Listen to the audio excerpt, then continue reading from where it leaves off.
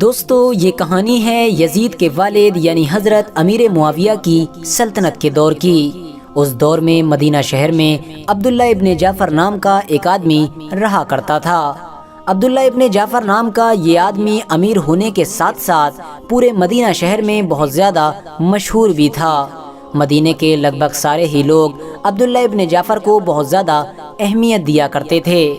دوستو عبداللہ ابن جعفر کے پورے مدینہ شہر میں مشہور ہونے کی وجہ اس کی امیری کے ساتھ ساتھ اس کی وہ کنیز یعنی غلام عورت بھی تھی کہ جو بہت زیادہ خوبصورت تھی۔ پورے مدینہ شہر میں اس کی خوبصورتی کے چرچے ہوا کرتے تھے اور پورا مدینہ شہر اس عورت یعنی اس کنیز کو امارہ کے نام سے جانا کرتا تھا۔ حیرانی کی بات یہ ہے کہ عبداللہ کی کنیز یعنی امارہ بہت زیادہ خوبصورت ہونے کے ساتھ ساتھ بہت اچھا گایا بھی کرتی تھی۔ یہی وجہ تھی کہ پورے مدینے میں اس بات کے چرچے تھے کہ عبداللہ ابن جعفر کتنا زیادہ خوش قسمت ہے کہ اس کو امارہ جیسی کنیز نصیب ہوئی ہے۔ عبداللہ ابن جعفر بھی امارہ کو ایک کنیز یعنی غلام کی طرح رکھنے کی بجائے ایک ملکہ کی طرح رکھا کرتا تھا، یعنی وہ اس کی نہ صرف ہر خواہش کو پورا کیا کرتا تھا بلکہ اس سے حد سے زیادہ محبت بھی کیا کرتا تھا اور وقت وقت پر اس کے ہر ناز و نخروں کو بھی برداشت کیا کرتا تھا۔ بدلے میں امارہ بھی اپنے مالک یعنی اپنے آقا عبداللہ ابن جعفر سے بہت زیادہ محبت کیا کرتی تھی اور دل و جان سے اس کی بہت زیادہ قدر کیا کرتی تھی۔ RH نیٹ ورک کے نالجیبل فرینڈز عبداللہ ابن جعفر نام کے اس مشہور آدمی کے حضرت امیر معاویہ کے ساتھ بھی بہت اچھے تعلقات تھے۔ آپ کو بتاتے چلیں کہ امیر معاویہ اس دور میں مسلمانوں کے حکمران تھے، اسی لیے عبداللہ ابن جعفر حضرت امیر معاویہ سے ملنے کے لیے اکثر مدینہ سے دمشق کی طرف جایا کرتا تھا۔ ایک بار جب سن 58 ہجری میں عبداللہ ابن جعفر حضرت امیر معاویہ سے ملنے کے لیے دمشق گیا تو اس کے ساتھ اس کی یہ خوبصورت کنیز یعنی امارہ بھی موجود تھی۔ ایسی ہی کسی ملاقات میں اچانک سے ایک دن امارہ کا سامنا حضرت امیر معاویہ کے بیٹے یعنی یزید سے ہوا۔ یزید نے جیسے ہی امارہ کو دیکھا وہ پہلی بار میں ہی اس پر فدا ہو گیا اور کسی طرح سے اس کو حاصل کرنے کی کوشش کرنے لگا۔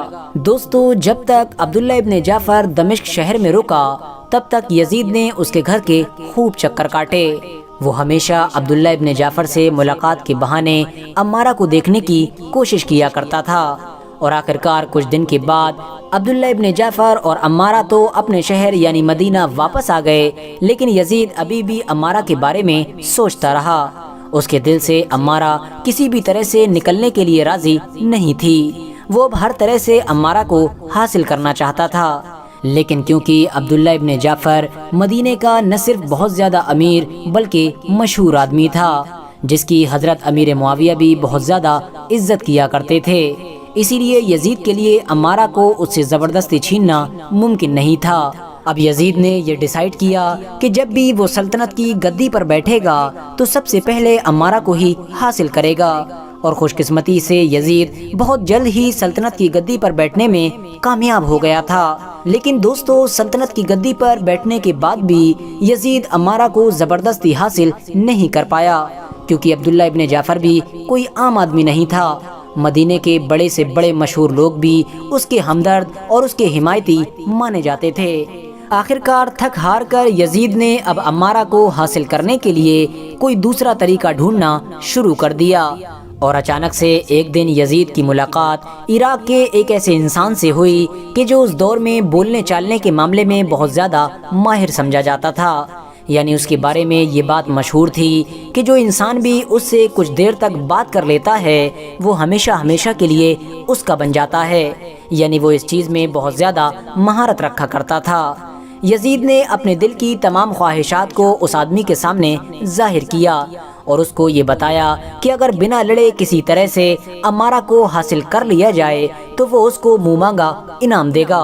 یہ سن کر وہ عراقی آدمی تو بہت زیادہ خوش ہو گیا اور اس نے فوراً یزید کو یہ جواب دیا کہ یہ کرنا تو میرے لیے چٹکیوں کا کام ہے، تم دیکھو میں بہت جلد ہی بنا کسی لڑائی جھگڑے کے امارہ کو تمہارے حوالے کر دوں گا۔ لہٰذا یہ کہہ کر اس عراقی آدمی نے یزید سے بہت موٹی رقم لی اور اس کے بعد وہ اپنے مشن پر مدینے کے لیے روانہ ہو گیا۔ مدینہ جانے سے پہلے اس نے اس رقم کے ذریعے سے بہت سارے اونٹوں کو خریدا اور اپنے آپ کو ایک تاجر کی شکل دی، یعنی وہ ایک بزنس مین کی حیثیت سے مدینہ شہر میں داخل ہوا۔ مدینہ پہنچ کر اس نے سب سے پہلے عبداللہ ابن جعفر سے ہی ملاقات کی اور اس کو بتایا کہ میں ایک تاجر یعنی بزنس مین ہوں اور ایک لمبا سفر طے کرنے کے بعد مدینہ پہنچا ہوں، اسی لیے مجھ کو رہنے کے لیے تھوڑی جگہ چاہیے ہے۔ دوستو، اب کیونکہ عبداللہ ابن جعفر مدینے کا ایک امیر اور مشہور انسان ہونے کے ساتھ ساتھ بہت رحم دل انسان بھی ہوا کرتا تھا، اسی لیے اس نے فوراً اس عراقی آدمی کو اپنے گھر کے برابر میں ہی رہنے کے لیے جگہ دے دی۔ جگہ ملتے ہی اب اس آدمی نے اپنے اس ہنر کا استعمال کرنا شروع کیا کہ جس کا وہ ماہر سمجھا جاتا تھا، یعنی اس نے دھیرے دھیرے عبداللہ ابن جعفر کو اپنی باتوں میں پھنسا کر اس کو اتنا زیادہ انسپائر کیا کہ کچھ دنوں کے اندر ہی یہ دونوں بہت زیادہ پکے دوست ہو گئے۔ عبداللہ ابن جعفر اور اس عراقی آدمی کی دوستی اتنی زیادہ بڑی کہ عبداللہ ابن جعفر نے اس کو پرسنلی اپنے گھر پر بلانا بھی شروع کر دیا۔ ایک دن کی بات ہے کہ رات کے وقت میں عبداللہ ابن جعفر نے اس عراقی آدمی کی اپنے گھر پر دعوت کی۔ دعوت میں لذیذ کھانوں اور میواؤں کے ساتھ ساتھ شراب کا بھی انتظام کیا گیا تھا۔ دعوت کے آخری وقت میں عبداللہ ابن جعفر نے اپنی کنیز یعنی عمارہ کو طلب کیا اور اس کو کچھ سنانے کا حکم دیا۔ عمارہ نے جب گانا شروع کیا تو اس کی آواز اور اس کی خوبصورتی کو دیکھ کر وہ عراقی آدمی بھی حیران رہ گیا۔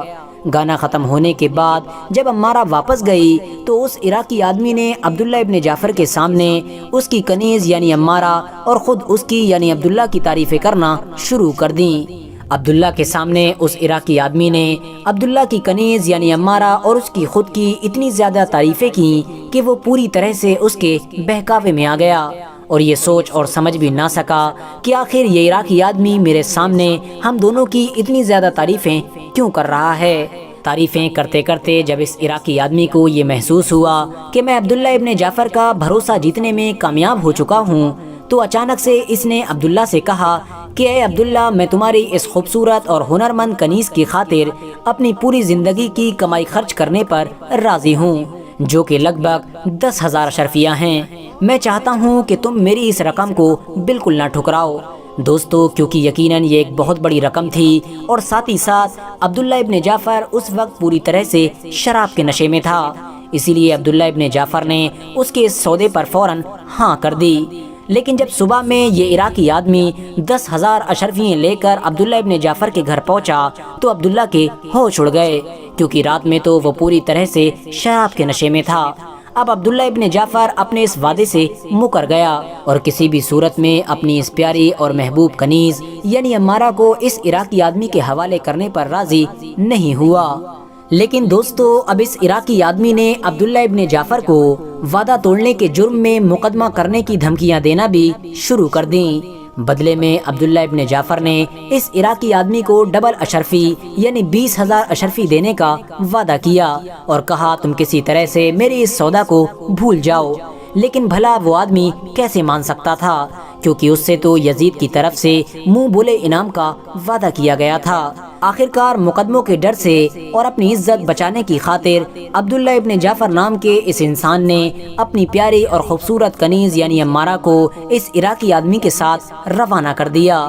لیکن دوستو، جب یہ عراقی آدمی عمارہ کو لے کر دمشق پہنچا تو وہاں پہنچ کر اس کے ہوش اڑ گئے۔ نہ صرف ہوش اڑ گئے بلکہ وہ ساری تمنائیں بھی مٹی میں مل گئیں کہ جن کو یہ اپنے دل میں لے کر ایک لمبے وقت سے گھوم رہا تھا، کیونکہ دمشق پہنچ کر اس آدمی کو یہ خبر ملی کہ صرف اور صرف 3 سال اور 9 مہینے حکومت کرنے کے بعد یزید اس دنیا کو الوداع کہہ چکا ہے، یعنی یزید کی موت ہو چکی ہے۔ یہ سن کر اب یہ آدمی پوری طرح سے سٹ پٹا گیا تھا۔ اس نے اپنے پیسوں کو بچانے کی بھرپور کوشش کی اور سب سے پہلے یہ یزید کے بیٹے یعنی معاویہ کے پاس پہنچا اور معاویہ کو تمام باتوں سے باخبر کیا۔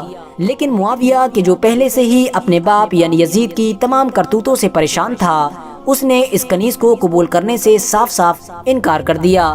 آپ کی کنفیوژن کو دور کرنے کے لیے بتاتے چلیں کہ یزید کے والد یعنی فادر کا نام تو حضرت امیر معاویہ تھا ہی، ساتھ ہی ساتھ اس کے بیٹے کا نام بھی معاویہ ہی تھا۔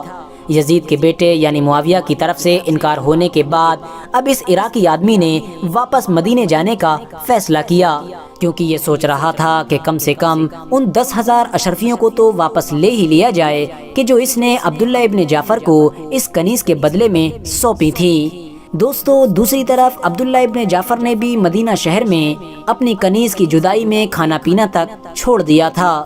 اس کا گھر جو کسی دور میں مدینے کا سب سے خوشحال گھر مانا جاتا تھا، وہ اب ویران سا گھر محسوس ہونے لگا تھا۔ لیکن پھر اچانک سے جیسے ہی ایک دن عبداللہ ابن جعفر کو اس بات کی خبر ملی کہ وہی عراقی آدمی مدینہ شہر میں آیا ہے، تو وہ بھاگتا ہوا فوراً اس کے پاس پہنچ گیا۔ عراقی آدمی کے پاس اس کی وہ کنیز بھی موجود تھی۔ اپنی کنیز کو دیکھتے ہی عبداللہ ابن جعفر کی آنکھوں سے آنسو نکلنا شروع ہو گئے۔ دونوں ایک دوسرے کو دیکھ کر ایک لمبے وقت تک روتے رہے۔ اس کے بعد اس عراقی آدمی نے عبداللہ ابن جعفر کو شروع سے لے کر آخر تک کی پوری کہانی سنا دی۔ یہ سن کر عبداللہ ابن جعفر اتنا خوش ہوا کہ اس نے اس عراقی آدمی کو 10,000 کی جگہ ڈبل اشرفیاں دیں اور ساتھ ہی اس کا بہت زیادہ شکریہ ادا کیا اور فوراً غریب لوگوں کو کھانا کھلانے کا بھی اعلان کر دیا۔ فی الحال دوستو، آج کی اپنی ویڈیو کو ہم یہیں پر ختم کرتے ہیں۔ ویڈیو پسند آنے پر نہ صرف ویڈیو کو لائک کریں بلکہ اپنے فرینڈز کے ساتھ بھی ضرور شیئر کریں، اور اسی طرح کی نالجیبل اور ہسٹوریکل ویڈیوز ہمیشہ دیکھنے کے لیے ہمارے اس چینل کو سبسکرائب کر کے ساتھ ہی میں بیل آئیکن کو بھی پریس کر دیں۔